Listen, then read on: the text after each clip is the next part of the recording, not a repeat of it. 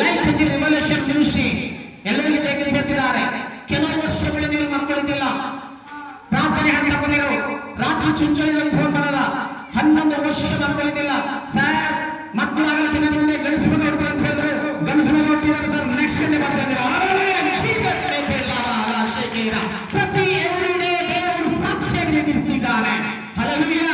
ಅವ್ರು ಅನೇಕ ಜನ ಇದ್ದಾರೆ ಚುಂಚಳಿದಾಗ, ಪಾಪ ಅವ್ರು ಏನಂತಿದ್ದಾರೆ, ಸರ್ ನಮ್ಮ ಹೊಂದಾಗ ಒಂದು ದೊಡ್ಡ ಮೀಟಿಂಗ್ ಇಟ್ಟಿದ್ದೇನೆ, 11 ವರ್ಷ ನಮ್ಗೆ ಎಲ್ಲ ಮಕ್ಕಳಿದ್ದಿಲ್ಲ, ನಿಮ್ ಸಮೇತ 3 ಸರ್ತಿ ಬಂದು ಹಣ ತಗೊಂಡ್ಬನ್ನಿ, ಏನು ಮಾಡೋದು ತಪ್ಪಿದ್ದಾಗಿಲ್ಲ, ಈಗ ನೀವು ಪ್ರವಾದಿಸಿದ ಗಂಡಸು ಮಗಟ್ಟಿದ್ದಾನೆ ಸರ್ ಅಂತ ಹೇಳ್ತೀರಾ. ಅದಕ್ಕೆ ನಾನು ಪ್ರತಿ ವಿಶ್ವದಾಗ ಹೇಳ್ತೇನೆ ಪ್ರಿಯ ಮಕ್ಕಳೇ, ನಮ್ಮ ಆಸ್ತಿ ಪಡೆದ ಆಸಕ್ತಿಗೆ ದೇವರ ಆಶೀರ್ವಾದ ಮಾಡ್ತಾನೆ. ಹೋದ ವಾರ ಈಗ ಮಗುನ ಸಲುವಾಗ ನಿಮ್ಮನ್ನ ಪ್ರೇಯರ್ ಮಾಡಂದ ಹಾಲು ಬರ್ತಾವಮ್ಮ ಅಂತಂದ್ರಿ, ಸಳ್ಳತಿದ್ದು ಕಮ್ಮಿ ಆಗ್ಯದ್ರಿ, ಎಲ್ಲ ಸರಿಯಾಗಿ ಆರಕಟ್ಟು ಹಣ್ಣದ ಕೂಸಿಂದಾಕಿನೆಲ್ಲ. ಇವಾಗ ಏನಲ್ಲ ನನ್ನ ಮಗಳಿದ್ದವನ್ನ ಸಾಕ್ಷಿ ಹೇಳ್ಬೇಕಂತೇಳಿ ಈಗ ಮತ್ತೆ ತವ್ರ ಮನೆಯಿಂದ ಇಲ್ಲಿಗೆ ಬಂದ.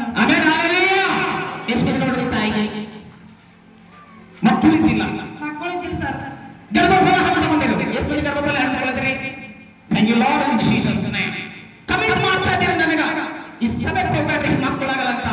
6 ತಿಂಗಳಾಯ್ತು ಪ್ರತಿ ಸಂಡೆ ಗರ್ಭಫಲ ಸಾಕ್ಷಿ ನೋಡ್ತಾ ಇದ್ದೀರಾ.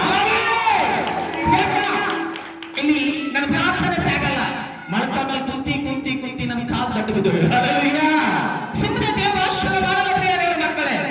ಎಲ್ಲರಿಗೂ ಸದಸ್ಯರ ಅಭಿಷೇಕ ಸಿಗಂಗಿಲ್ಲ, ಆ ದೇವರಿಗೆ ಗೊತ್ತು ಯಾರಿಗೆ ಏನ್ ಕೊಡ್ಬೇಕಂತ. ಹಲ್ಲೆಲೂಯಾ.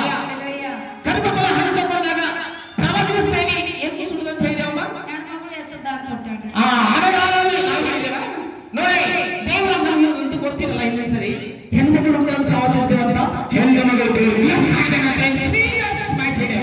ಅವ್ರ ಜೀವಿತದಾಗ ಆ ಮಗಳಿಗೆ ಈ ಲೈಫ್ ರಿವಲ್ಯೂಷನ್ ಮಿನಿಸ್ಟ್ರಿಯಾಗ ಗರ್ಭಫಲ